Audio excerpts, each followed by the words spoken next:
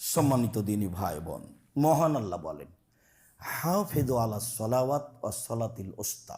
পৃথিবীর মানুষ, তোমরা 5 ওয়াক্ত সলাতকে গুরুত্ব সহকারে রক্ষা করো, বিশেষভাবে আসরের সলাত।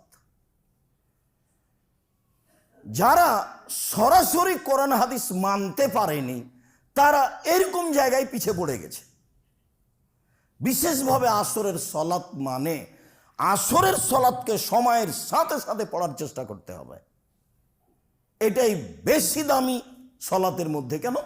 এটা কাজের সাথে জড়িত। তখন মানুষ কাজে ব্যস্ত, তখন মানুষ আয় উপার্জনে ব্যস্ত। ফজরের টাইমে তো অত ব্যস্ত নয়, জোহরের টাইমে তো বিরতি আছে, মাগরিবের টাইমে তো কাজ বন্ধ হয়েছে, এসার পরে তো মানুষ ঘুমিয়ে যাবে। তাহলে সবচেয়ে ব্যস্ত মানুষ আসরের টাইমে, সেই সলাতকে মানুষ নিয়ে গেছে সূর্য ডোবার পূর্বে। প্রায় মসজিদে তাই, আপনার কিছু করার নেই।